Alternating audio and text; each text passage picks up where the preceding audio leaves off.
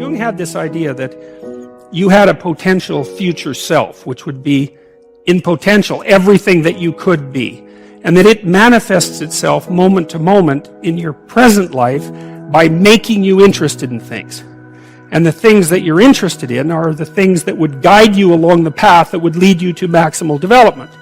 Now, it sounds like a metaphysical idea or a mystical idea even, but it's not. It's not. It's a really profoundly biological idea. The idea is something like, well, you're set up so that you're automatically interested in those things that would fully expand you as a well-adapted creature. Well, like, there's nothing radical about that idea.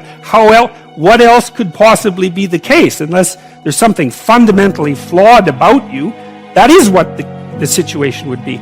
It's kind of interesting to think about how that would be manifest moment to moment, but the idea is something like, well, your interest is captured by those things that lead you down the path of development. Well, that better be the case. Okay, so that's fine. And so there's some utility in pursuing those things that you're interested in. That's the call to adventure, let's say. And the call to adventure takes you all sorts of places. Now, the problem with the call to adventure is, like, what the hell do you know? You might be interested in things that are kind of warped and bent. And often it's the case that when new parts of people manifest themselves and grip their interests, say, they do it very badly and shoddily. And so you stumble around like an idiot when you try to do something new. That's why the fool is the precursor to the savior from the symbolic perspectives, because you have to be a fool before you can be a master. And if you're not willing to be a fool, then you can't be a master. So you're going to, it's an error-ridden process. And that's also laid out in the Old Testament stories, because the first thing that happens to all these patriarchal figures when God kicks them out of their father's house when they're like 84 is that they run into all sorts of trouble, and some of it's social and some of it's natural and some of it's a consequence of their own moral inadequacy. So they're fools. But the thing that's so interesting is that despite the fact that they're fools, they're still supposed to go on the adventure, and that they're capable of learning enough as a consequence of moving forward on the adventure so that they straighten themselves out across time. And so it's something like this. So this circumambulation that Jung talked about was this continual, we'll return to this continual circling in some sense of who you could be. You might notice, for example, that there are themes in your life. You know, when you go back across your experiences, you see you kind of have your typical experience that sort of repeats itself. And there might be variation on it, like a musical theme, but it's like you're circling yourself and getting closer to yourself as you move across time. That's the circumambulation. Now, you remember that for a sec, because we'll go back to it. Okay, so imagine that something glimmers before you. It's an interest that's dawning, and you decide, well, first of all, you're paralyzed. You think, well, how do I know if I should pursue that? It's probably a stupid idea. And the proper response to that is, you're right, it probably is a stupid idea, because almost all ideas are stupid. And so the probability that as you move forward on your adventure that you're going to get it right the first time is zero. It's just not going to happen. And so then you might think, well, maybe I'll just wait around until I get the right idea, and which people do, right? So they're like 40-year-old, 13-year-olds, which is not a good idea. And so they wait around until it's waiting for Godot, until they finally got it right. But the problem is you're too stupid to know when you've got it right. So waiting around isn't going to help, because even if the perfect opportunity manifested itself to you in your incomplete form, the probability that you would recognize it as the perfect opportunity is zero. You might even think it's the worst possible idea that you've ever heard of anywhere. Highly likely. Highly likely. So you have, there's, Nietzsche called that a will to stupidity, which I really liked. So, because he thought of stupidity as being it, you know, it's you have to take it into account fundamentally and work with it. And so you can take these tentative steps on your pathway to destiny, and you can assume that you're going to do it badly. And that's really useful, because you don't have to beat yourself up. It's pretty easy to do it badly. But the thing is, it's way better to do it badly than not to do it at all.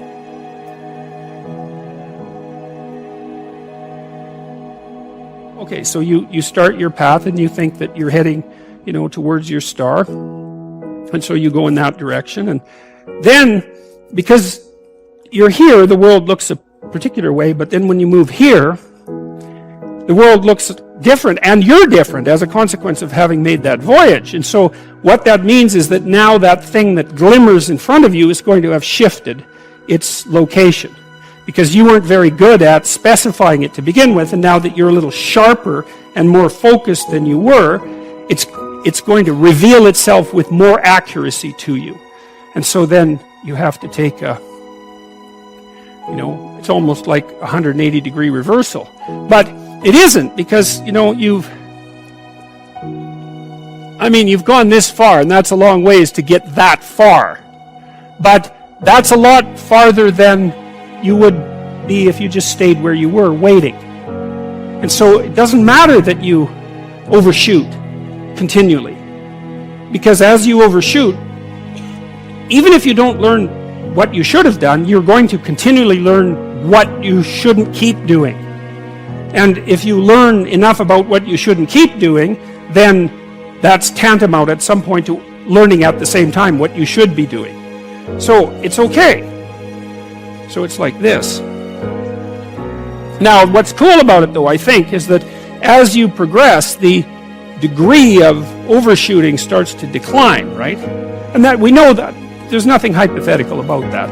As you learn a new skill, like even to play a song on the piano, for example, you overshoot madly. You're making all sorts of mistakes to begin with, and then the mistakes, they disappear. There's a great TED Talk, I think it was, about this guy set up a really advanced computational recording system in his home and recorded every single utterance his young child made while learning to speak. And then he put together the child's attempts to say certain phonemes and put them in a list, and you can hear the child deviating madly to begin with, and then after hundreds and hundreds of repetitions just zeroing right in on the exact phoneme. So, you might not know this, but when kids babble, because they start babbling when they're quite young, they babble every human phoneme, including all sorts of phonemes that adults can't say. And then they die into their language, so that after they learn, say, English, then there's all sorts of phonemes they can no longer hear or pronounce. But to begin with, it's all there, which is really quite interesting. But so as they learn a particular language, they zero in on the proper way to pronounce that, and their errors minimize. And every time you learn something, that's how it is. And that's really useful to know, too, because it means that it's okay to wander around stupidly before you fix your destination.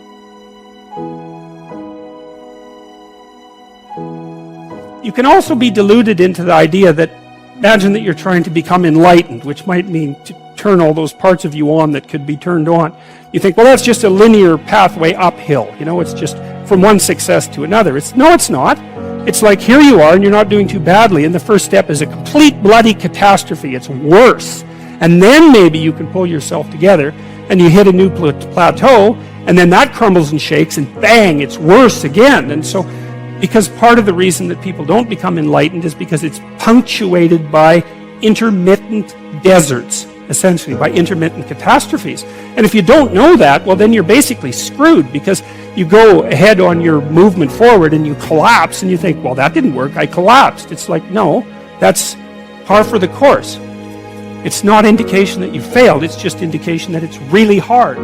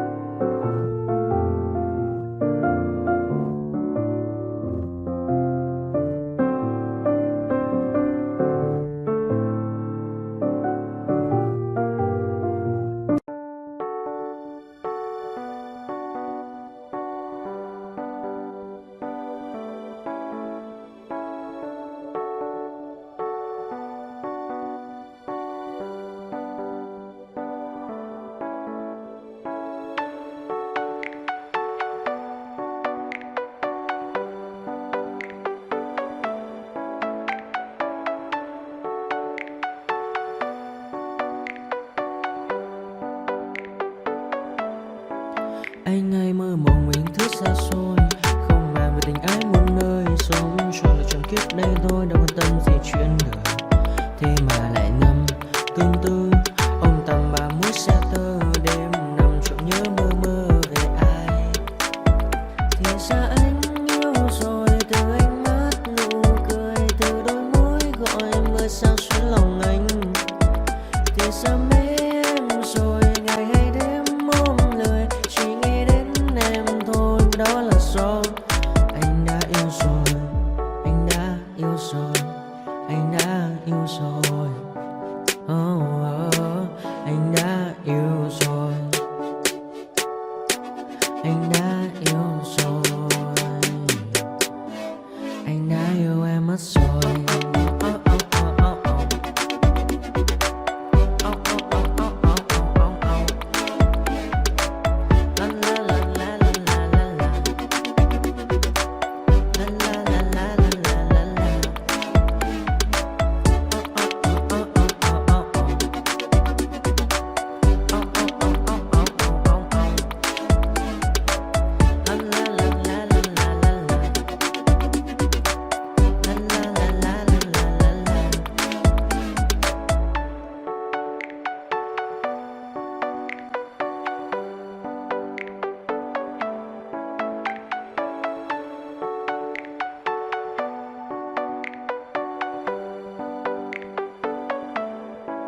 Anh ai mơ mộng mình thứ xa xôi, không nàng về tình ái muôn nơi, sống cho là trọn kiếp đây thôi, đâu quan tâm gì chuyện đời.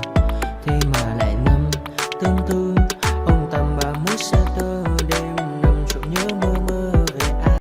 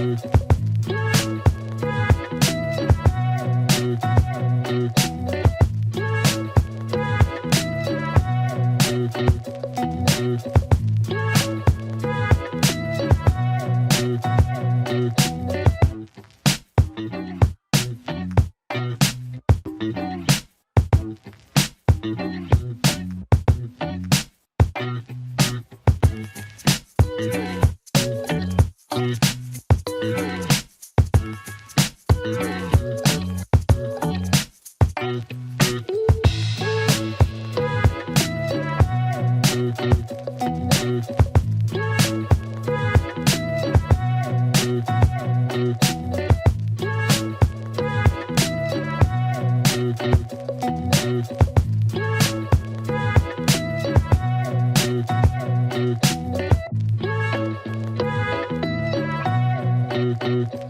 Bye.